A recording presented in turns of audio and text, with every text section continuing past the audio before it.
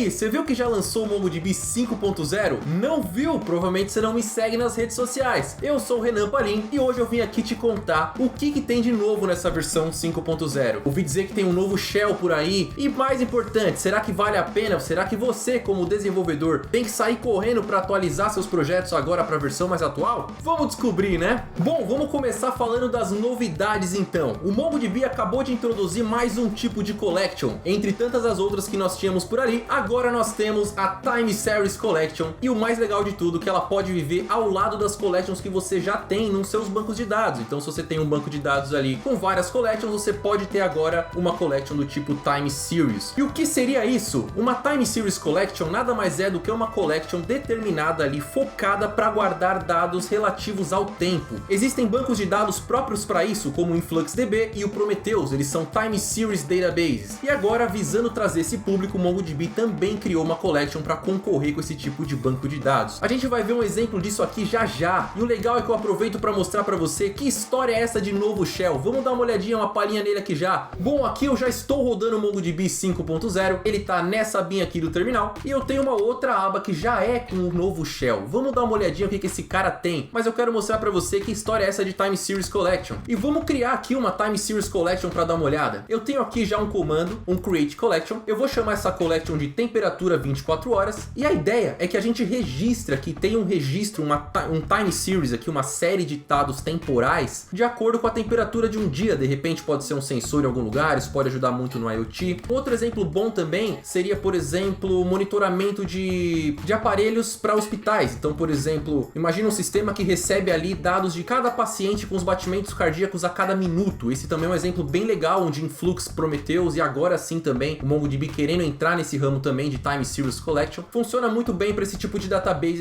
esses casos de uso que falamos. Aqui vamos dar um exemplo mais simples. Então nós temos aqui a temperatura 24 horas. Eu falo que eu quero aqui que a parte de Time Series dela, ela vai ter um time field que vai ser o timestamp, a gente vai ver isso já já. E a granularidade que eu quero colocar aqui é em horas, poderia ser em minutos, em segundos e tudo mais. Eu ainda tenho um expire after seconds, e aqui eu coloquei um dia. Isso aqui é o número de segundos que temos em um dia. Então os dados que ficaram anteriores a um dia no time field ali, naquele timestamp, eles serão apagados de uma maneira bem mais eficiente. Serve muito para log também esse formato, né? Acabei de receber um ok aqui, e eu já tinha no jeito aqui um insert many que eu vou colocar alguns dados para mostrar para você, tá? No caso, vamos dar uma olhadinha em cada um dos nossos objetos aqui, em um só pelo menos. Nós temos aqui um sensor, onde eu colocaria sensor ID, no caso eu tenho apenas um, mas poderia ser mais de um. Nós temos a temperatura do dia que eu coloquei aqui, 12, 11, 12, 17. E o mais importante para esse exemplo, que é o nosso timestamp. Aqui estamos trabalhando com isodate, que é o que uma série, um time field vai esperar. Então nós temos aqui um isodate. Registrei para um intervalo aqui entre 4 horinhas mais ou menos. Vamos apertar Enter e agora deu tudo certo. Podemos dar uma olhadinha aqui então, ó, DB, temperatura 24 horas,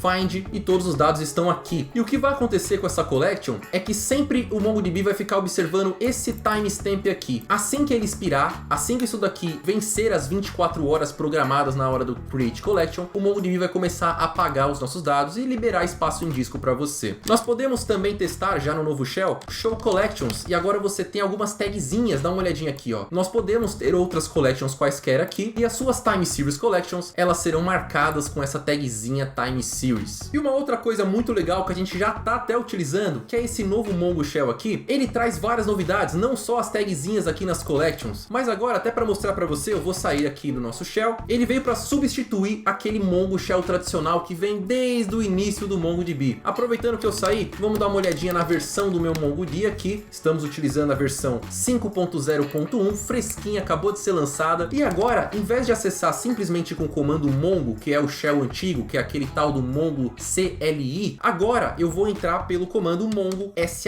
de Mongo Shell. Esse é o novo shell que a gente vai começar a utilizar, e ele traz um monte de novidades que vai ajudar pra caramba o desenvolvedor. Claro, de praxe, a gente sempre acaba utilizando a collection test logo de cara, e a gente, logo que eu rodar aqui um show DB, você já vai ver que tem uma carinha diferente. Eu posso usar esse novidades MongoDB que eu tô usando, a collection que eu tô usando para gravar esse vídeo. Aqui nós temos aqui um show collections, e eles melhoraram muito aqui o esquema de autocomplete dele. Então eu posso, por exemplo, brincar com com a nossa collection aqui de temperatura. E eu tenho, por exemplo, um autocomplete bem interessante e olha que legal. E eles introduziram também um método help em cada funçãozinha que a gente utiliza para agilizar. Às vezes você não quer entrar na documentação, às vezes você tá ali em produção e precisa fazer alguma coisinha mais rápida, tirar uma dúvida rápida de como usa um comando, isso é muito normal no dia a dia. Pensando nisso, o MongoDB introduziu o seguinte: vamos supor que eu esteja em dúvida sobre utilizar o método insertMany. Eu posso chamar, eu posso ter dado algum erro e, nossa, o que aconteceu aqui? Será que não era assim? E agora eu posso colocar um ponto help no final.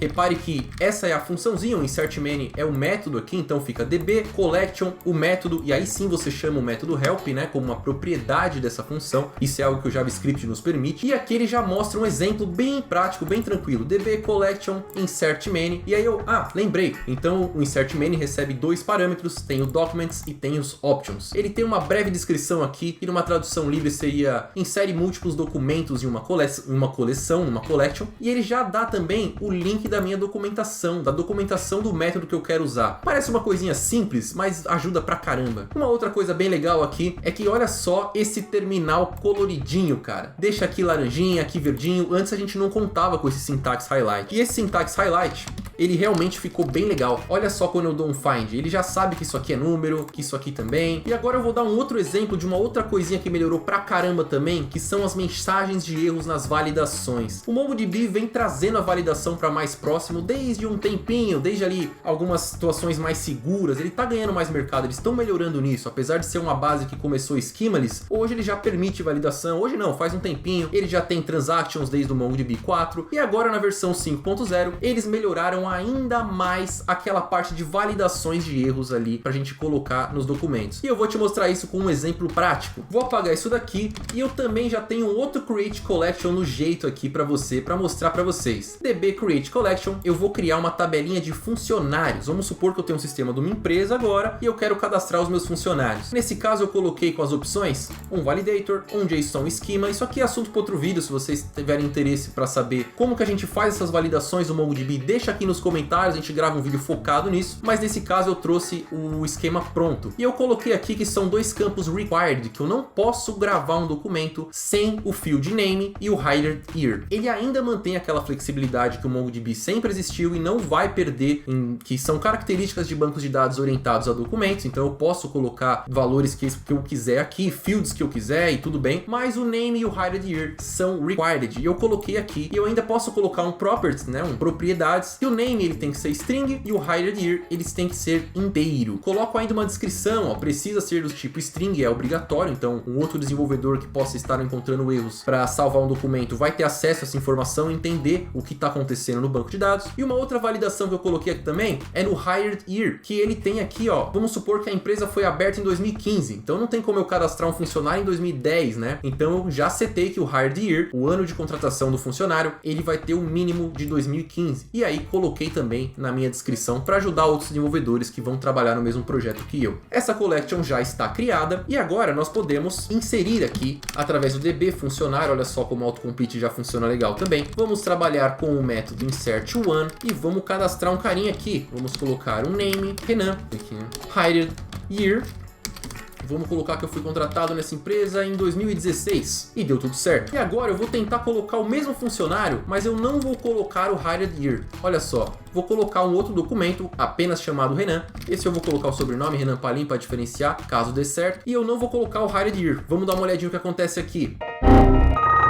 E ele já me fala aqui, ó, que documento failed validation, ele falhou na validação do documento. E agora isso já tá com syntax highlight, já tá com corzinha bonitinha para você ver. Ele fala aqui, ó, o que não foi satisfeito, por que falhou. E ele mostra aqui, ó, que o operator name, ó, required, aí você consegue ver, olha, missing properties. Ele já fala para você o que faltou pro seu objeto. Isso na hora de você estar desenvolvendo ali, você sabe o que você erra e consegue corrigir de uma maneira bem mais prática. Então o MongoDB mandou muito bem nisso daí. Ainda tem muito que melhorar nessa parte de validation e tudo mais. É complicado quando se tratam de documentos em uma base Schemaless, mas acho que eles estão no caminho certo, estão indo bem. Bom, tem outras 3 novidadezinhas do MongoDB aqui pra gente ver ainda. A primeira é que eles lançaram uma preview de uma versão serverless no Atlas, no MongoDB Atlas. O MongoDB Atlas, pra quem não conhece ainda, faz um tempo que tá no ar aí, é o MongoDB as a Service, e agora eles estão lançando uma versão preview serverless, onde você não precisa se preocupar com características como processamento, como storage, você só vai mandando armazenando os dados e eles cuidam de todo o resto. Isso é maravilhoso. Aí está em versão preview, então quem quiser saber mais pode dar uma olhadinha nesse site aqui que eu vou deixar também na descrição, tá? E aqui nesse próprio site ele fala aqui, ó, o que quer dizer available in preview, o que quer dizer só um preview do MongoDB Atlas na versão serverless. E eles falam aqui, ó, que não é para você usar em produção ainda, é só um teste, você consegue ver, fazer uma brincadeira, testar, fazer projetos de desenvolvimento e tal, mas não é recomendado ainda que você use em produção. Logo mais, talvez eles façam isso porque tem alguns errinhos, tá muito no começo, logo mais eles vão liberar para todo mundo e aí sim você vai conseguir usar isso em produção. Por enquanto dá pra gente testar e dar uma brincadinha como é que funciona. Uma outra coisa que eles lançaram também aí para quem desenvolve jogos, eles fizeram uma sincronização melhor do banco de dados bem conhecidos mobile que chama Helm com o MongoDB. Então agora esses caras dessa sincronização, o MongoDB criou uma compatibilidade a mais para quem trabalha com a Unity, que é uma das maiores engines de games aí hoje em dia. Então você consegue agora guardar dados dos joguinhos que você desenvolve e sincronizar tudo isso com todos os dispositivos com o mínimo de configurações possíveis através do MongoDB Helm. Eles comentaram também que vão implementar agora um novo sistema de releases. Então a gente pode esperar novos updates a cada quarter, que seria aí a cada trimestre, e um major release, uma versão maior do MongoDB, um pacotão maior de novidades ali a cada ano, o que é maravilhoso, quer dizer que eles estão mais focados agora realmente em produzir mais e melhorar ainda mais a base e não parar com esses updates. E agora talvez a pergunta mais importante: Renan, eu tenho vários projetos utilizando diversas versões do MongoDB, eu preciso atualizá-los rapidamente para a versão 5.0? E não! Fica tranquilo, você não vai precisar correr para atualizar todos os seus projetos, tá tudo bem. Nós temos algumas novidades legais aqui no MongoDB 5.0, mas se você está utilizando 4.4, versão 4, até uma mais antiga, fica tranquilo, pode ir com calma, não é nenhum update tão gigantesco ainda que justifique, ou uma melhoria de segurança tão absurda, que justifique você parar tudo que esteja fazendo para atualizar esse projeto em produção. Se for criar um novo projeto, legal já começar na versão 5, mas se tem alguma coisa rodando ali que não precisa mexer, dá para atualizar com calma sem o menor problema. E normalmente quando uma empresa se propõe a fazer tantos updates assim, nós desenvolvedores ficamos um pouco preocupados ali com a nossa compatibilidade. Será que a cada momento a gente vai ter que ficar atualizando toda hora? MongoDB parece que se tomou um passo adiante nisso e parece que eles prometeram aí não quebrar as versões antigas, então eles vão fazer um versionamento de API que já está rolando na versão 5.0, então eles vão sempre manter a retrocompatibilidade. E isso tão de parabéns, porque isso vai ajudar pra caramba todos os desenvolvedores, e é muito bom saber que a mantenedora de um produto assim está preocupada com a retrocompatibilidade, está preocupada ali com cada versão que ele lança, para não ficar quebrando tudo igual certas tecnologias por aí. Talking to me? Mas e aí? Agora eu quero saber de você, qual dessas novidades você achou que mais vai ajudar no dia a dia? Tem alguma novidade específica que você quer que a gente explore mais? Se você tiver alguma, eu quero que fale mais a tal coisa ali, tiver bastante desses comentários, a gente grava um vídeo específico ali daquela funcionalidade. Combinado? Aproveita para se inscrever no canal, toda semana eu tô aqui trazendo alguma dica para vocês e um grande abraço!